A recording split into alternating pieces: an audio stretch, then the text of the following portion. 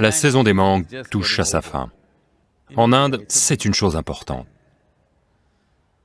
Si vous regardez le manguier au mois d'octobre, novembre, décembre, vous ne voyez aucune douceur en sortir. Soudain, en janvier, février, les fleurs arrivent. Elles ne sont pas aussi attrayantes que les fleurs du jasmin ou du rosier ou d'autres choses. Quelques toutes petites fleurs arrivent. Supposez que vous ne savez pas que c'est un manguier, et vous le goûtez, vous prenez une feuille et la mordez, c'est assez amer. Mais soudain, au mois d'avril, mai, d'énormes gouttes de douceur sont suspendues là, dans l'arbre. Donc, si vous ne saviez pas au préalable que c'est un manguier, penseriez-vous que cet arbre fabrique réellement de tels délices? Mais pensez-vous que soudainement en avril, ces douceurs sont apparues? Il a lentement fabriqué cette douceur, et il la révèle à une certaine saison. Mais ça a duré tout au long de l'année, n'est-ce pas? Les mangues n'arrivent qu'à une seule saison. Vous remarquez la douceur seulement à un certain moment.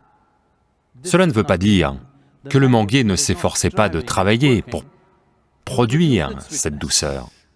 Vous coupez n'importe quelle partie du manguier et goûtez, vous ne trouverez pas la moindre teinte de douceur, croyez-moi. Mais quand la mangue arrive, quelle douceur! D'où est-ce que ça vient? Il y a travaillé. Vous ne pouviez pas le voir. De même, est-ce un processus? Bien sûr, c'est un processus. Mais tout le monde peut-il voir le processus, identifier le processus? Non.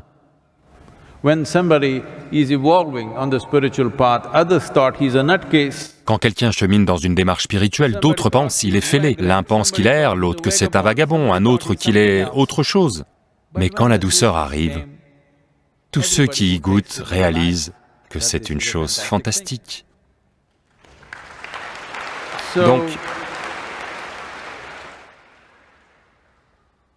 rien dans l'univers ne se produit bang bang bang. Tout est un processus. Pouvez-vous identifier le processus? Pouvez-vous reconnaître le processus? C'est la question. Généralement, quiconque porte, généralement chez les êtres humains quand ils sont enfants, tout enfant qui a un certain niveau de génie en lui, qui est irrépressible, tout le monde a du génie en lui, mais ils sont répressibles. Les systèmes dans la société, leur propre peur, leur propre angoisse, leur propre besoin de sécurité répriment leur génie. Chaque être humain a une certaine forme de génie, mais plus de 90% des êtres humains ne l'expriment jamais parce qu'ils cèdent à d'autres choses. D'autres choses deviennent plus importantes. Quand vous aviez 12, 15 ans, vous pensiez « je vais faire ceci, je vais faire ça, je vais aller sur la Lune ». Mais vous avez vu la fille du quartier et avez commencé à l'appeler la Lune. La Lune a disparu. Donc, comme ça, chez tout le monde, la possibilité est grande ouverte. Le truc c'est, pouvez-vous soutenir le processus et lui permettre de devenir cette possibilité? Entre possibilité et réalité, il y a une distance. La plupart des gens n'ont ni le courage ni la conviction de parcourir cette distance. En grande partie, le processus spirituel est une sorte de divertissement. Aller de discours en discours, discours après discours, lire de plus en plus de livres et débattre comment votre Atman, Paramatman, votre âme flotte ici, là et à propos du paradis et de l'enfer et tout ça, mais sans rien faire à propos de ceci. C'est en grande partie comme un divertissement. Donc, il y a un processus, c'est sûr. Le processus peut être abordé consciemment, ou ça peut être un processus inconscient, mais vous faites les bonnes choses. C'est la beauté de cet univers. Que vous sachiez ou que vous ne sachiez pas, sciemment ou inconsciemment, avec discipline ou avec indiscipline, avec amour ou avec haine, if you do the right things will happen to you. That is the beauty of this universe. si vous faites les bonnes choses vont vous arriver. C'est la beauté de cet univers. Donc Shankara a dit, Yogaratova, Bogaratova. D'une manière ou d'une autre, par le yoga ou le boga, d'une manière ou d'une autre, faites-le. D'une manière ou d'une autre, trouvez la vérité de votre nature intérieure, parce que ce que nous considérons comme la vérité est simplement ceci. Quoi que ce soit qui fonctionne à tous les niveaux de la vie doit être la vérité, n'est-ce pas? Quoi que ce soit qui fonctionne vraiment à tous les niveaux de la vie doit être la vérité. Quoi que vous sachiez dans votre vie, testez-le, tout de suite, parce que vous avez un esprit qui peut projeter. Là maintenant, vous vous efforcez d'obtenir un certain niveau de revenu, ou un certain type de maison, ou une voiture, ou quelque chose d'autre, Placez-vous à différents stades de la vie et voyez si cela signifie encore beaucoup pour vous.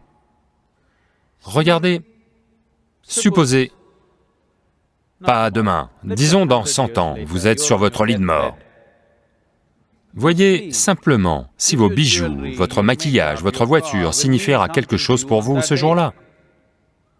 Ça ne veut pas dire que vous devez y renoncer aujourd'hui, c'est juste que vous devez le garder à sa place, vous ne devez pas le porter dans votre cœur.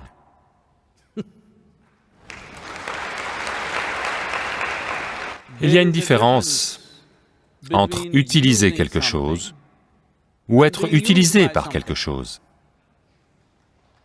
La plupart des gens ne savent pas comment utiliser les choses qu'ils achètent. Les choses qu'ils achètent les consomment. Elles asservissent l'être humain. Quoi que vous vouliez utiliser, vous pouvez l'utiliser, ce n'est pas un problème. Mais le problème est que vous laissez ces choses vous utiliser. Ça, ce n'est pas OK. Donc, si vous faites juste attention à ne pas être utilisé par quoi que ce soit,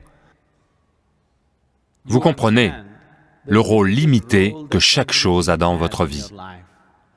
Le rôle limité de votre éducation, le rôle limité de votre carrière, le rôle limité de votre mariage, le rôle limité de vos relations, le rôle limité de votre richesse, le rôle limité de tout ce que vous faites. Si vous comprenez où une chose commence et où elle se termine, alors vous n'avez rien à faire, le processus spirituel est en marche.